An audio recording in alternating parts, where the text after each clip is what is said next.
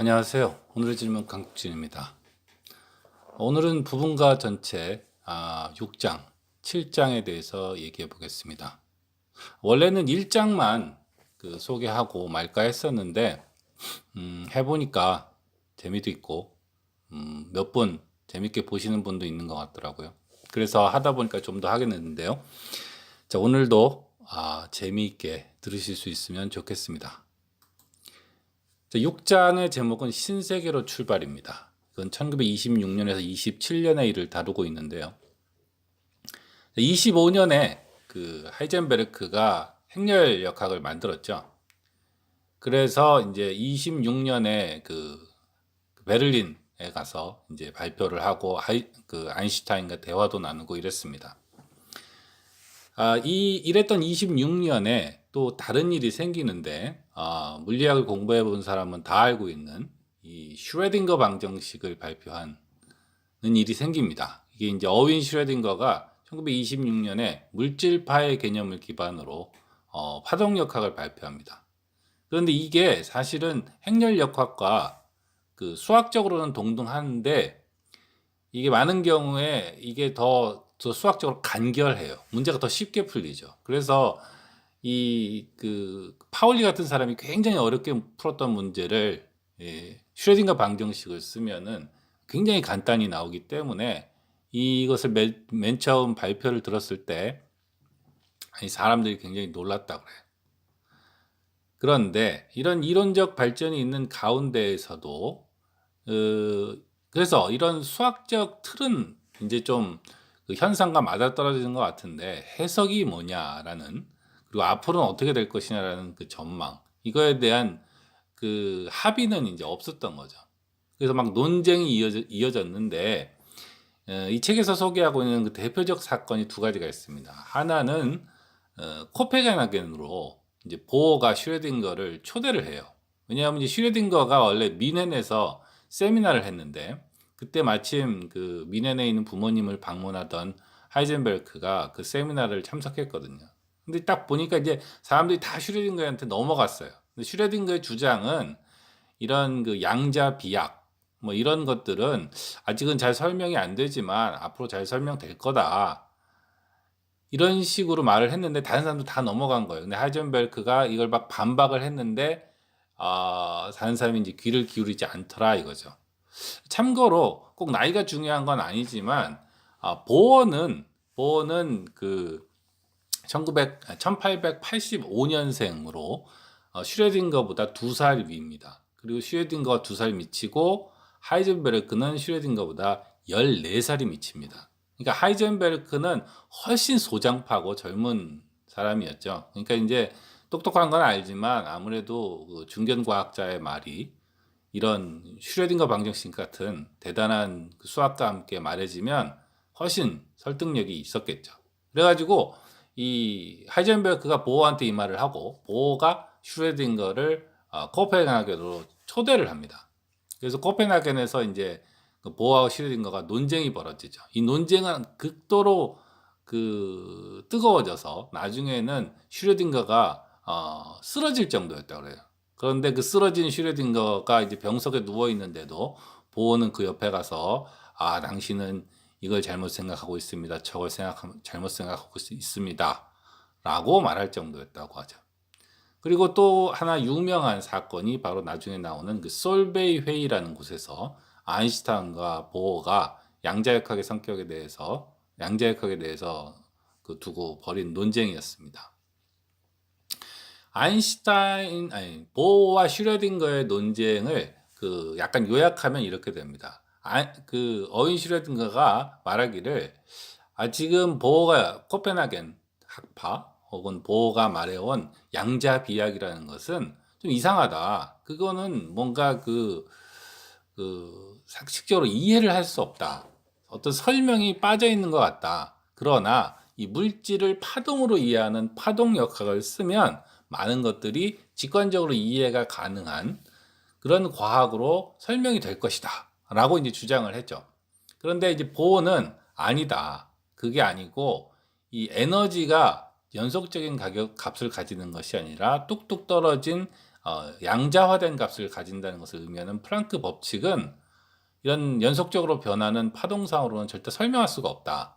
그러므로 원자는 본래 직관적으로 이해가 불가능한 것이다. 직관적으로 이해를 하려고 하면 안 된다. 이렇게 주장하죠. 여기서 이제 언급하지 않을 수 없는 책이 하나 있습니다. 그 토마스 쿤의 과학혁명의 구조라는 책인데요. 이 책은 1962년에 발표되었고 하이젠베르크의 부분과 전체는 1969년에 발표되었습니다. 그러니까 아마도 하이젠베르크가 이 책을 읽었을 것 같아요. 근데 이 토마스 쿤이 과학혁명의 구조에서 말하는 것은 이 과학은 패러다임이라는 것에 지배를 받게 되는데 이제 하나의 주류 패러다임이 존재한다는 것은 지금 그걸로 세상 모든 현상을 다 설명할 수 있다는 것이 아니에요. 그것보다는 많은 것을 설명하지만 설명하지 못하는 현상도 있는데 과학자들이 그런 상황에서 그래도 지금의 패러다임으로 그런 현상들을 설명할 수 있을 거라고 믿는 상태를 뜻하는 겁니다.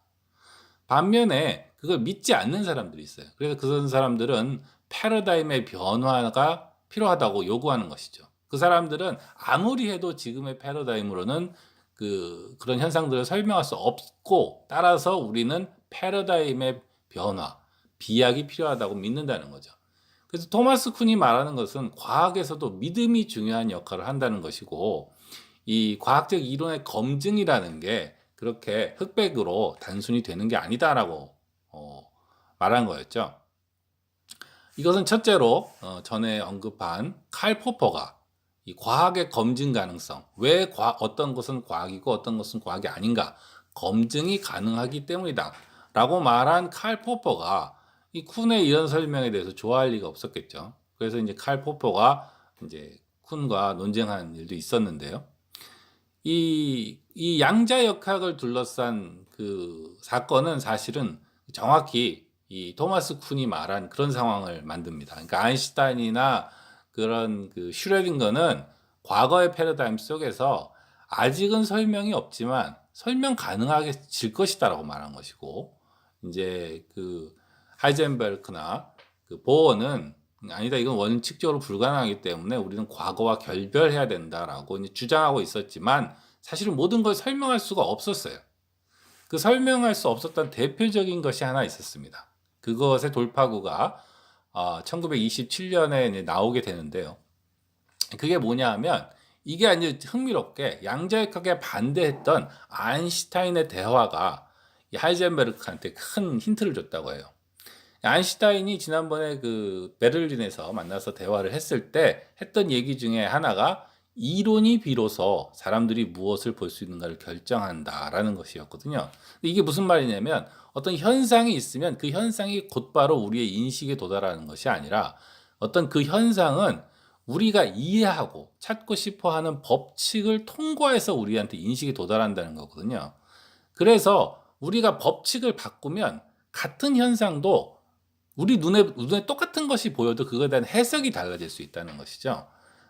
좋은 예가 우리가 이제 무슨 걸 봤을 때 그거에 가능한 설명 중에 하나는 우리가 지금 꿈꾸고 있다는 거거든요. 이게 우리가 그러니까 그런 식으로 우리가 찾고 싶어하는 자연 법칙이 우리의 인식을 결정하기 때문에 이론이 비로소 사람들이 무엇을 볼 수 있는가를 결정한다는 것이죠. 이게 왜 중요한가 하면 아인슈타인이 했던 질문이 또 있습니다. 그때 뭐냐 하면 당신의 이론을 보니까 전자의 궤도라는 게 안개상자 안에서는 있는데 원자 안에는 없다는 식으로 말을 한다. 이게 말이 되는가라고 지적을 했거든요. 이게 하이젠베르크가 이 대화 후에 좀 찝찝한 거예요. 그 말이 맞거든요. 뭐가 있는데 여기선 있고 저기선 없다. 이게 좀 말이 되는가라고 했는데 하이젠베르크가 아인슈타인의 대화를 이후에 고민한 끝에 나온 결론이라는 것은 어떻게 말하면 이 궤도라는 게 정말 있는가라는 생각을 한 거예요. 궤도라는 게 우리는 그냥 있다라고 생각을 하는데 왜냐하면 안개상자에서는 전자가 지나가면은 궤적이 보이거든요. 안개상자라는 게 안에 수증기가 아니라 게 물입자가 가득 차 있는 상자가 있는데 거기에 이온화가 된 입자가 지나가면은 그 자죽이 이렇게 쭉 나옵니다. 그러니까 뭐가 지나가고 있는 게 눈으로 보이는 거예요. 눈으로 보이니까 아, 궤도가 있잖아라고 하게 되는 것이죠. 그런데 우리가 보고 있는 게 정말 궤도인가라는 생각을 한 것이죠. 이걸 조금 다르게 설명을 하면 이런 건데요. 예를 들면 우리는 살아있지 않습니까? 근데 우리는 살아있으니까 내 몸 안에 있는 원자가 살아있을까요? 그렇지 않죠. 이거는 또 우리가 후라이팬이 있는데 굉장히 뜨거워요. 근데 그 후라이팬에 있는 철 원자 하나가 뜨거운 걸까요? 그렇지 않습니다. 이게 왜 그러냐면 살아있다라는 개념 혹은 온도 내지 뜨겁다는 개념은 그 자체가 그 한계 없이 적용될 수 있는 게 아니라 그 한계를 가지고 적용되는 거거든요. 예를 들면 뜨겁다라든가 온도라는 건 통계적인 개념이라서 이게 하나로 가면은 하나의 원자로 가면은 이게 도대체 온도나 뜨겁다라는 개념이 뭔가가 이제 새로 정의해야 되거나 무의미해지는 것이죠. 이럴 때 우리가 눈에 뭔가를 봤다고 해서 정말 이 궤도라는 게 존재하는 것인가?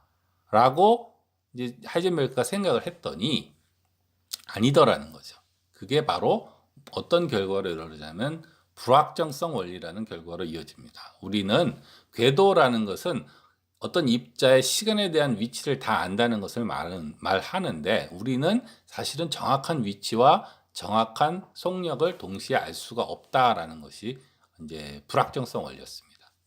그래서 이런 걸 가지고 양자역학 내에 존재하는 이런 뭐가 궤도가 있기도 하고 없기도 한 이런 애매함을 어떻게 생각하면 그 개념을 약화시킨 거예요.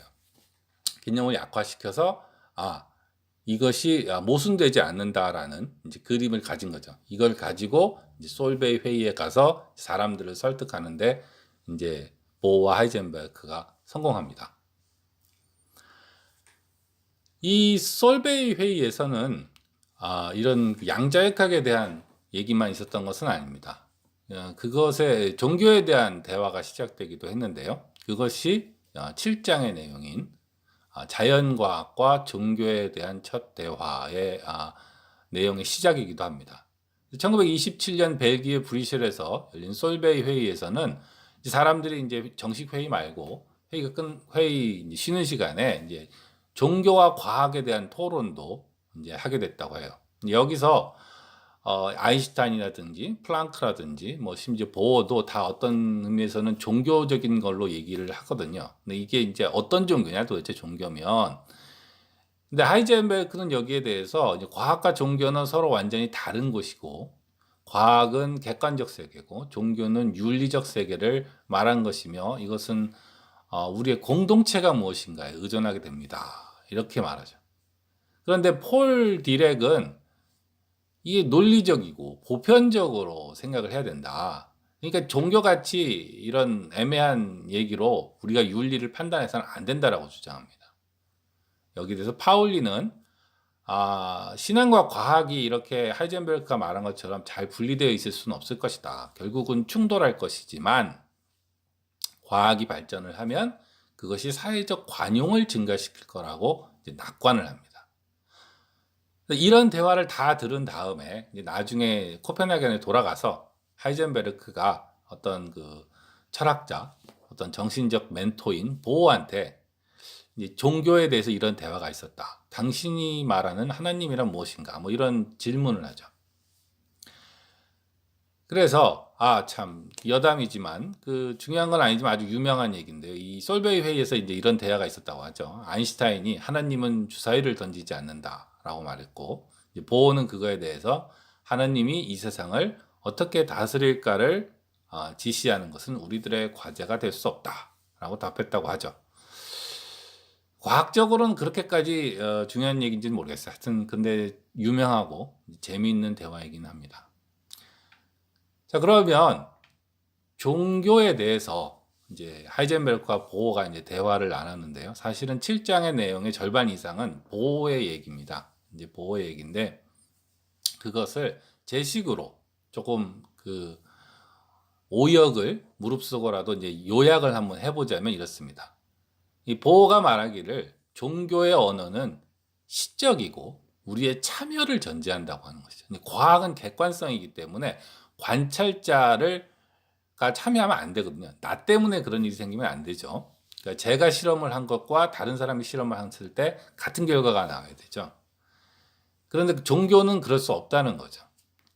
그리고 종교는 우리 사회의 현실과 역사와 문화가 녹아 있는 것이라서 이게 종교가 하나가 아니고 여러 개가 있는데 그렇다는 사실 자체가 이 종교라는 것이 서로 상호 보완적으로 현실을 보여주고 우리 안에 어떤 연관성을 보여준다라고 말합니다. 제가 느끼기에는 이 보호의 말이라는 것은 윤리라는 것은 결국 그 어떤 체험, 우리의 어떤 느낌을 그 기반으로 할 수밖에 없거든요. 종교도 이제 그런 것과 관련돼 있다는 것이죠. 그런데 그것은 객관성을 말하는 이제 과학과는 다르다라고 이제 얘기하죠. 이에 대해서 이제 하이젠베르크가 요즘 양자역학 가지고 양자역학에서의 관찰자 의존성이라는 게 있거든요. 그 관찰을 어떻게 하느냐에 대해서 결과 자체가 달라진다. 이거가 자유의지, 인간의 자유의지를 가졌다는 것과 관련이 있습니까? 라고 이제 질문을 하니까 보호가 말하기를 그건 오해다. 오해인데 과학은 물론 그 주관과 객관의 문제는 그렇게 단순하게 흑백으로 갈려지지 않는다라고 이제 굉장히 강조를 하지만 그래도 과학은 객관적이고 보편적 사실을 추구하지만 그 자유의지라는 것은 아주 특수한 상황, 어떤 결단의 상황에 대해서 얘기하고 있기 때문에 서로 다른 문제다. 우리는 문제가 제기되는 차원이 서로 다름을 알아야 된다라고 이제 말을 합니다. 제가 여기서 약간 그 권장하고 싶은 것은 제가 옛날에 올린 그 동영상 중에 이제 감정과 이성이라는 동영상이 있습니다.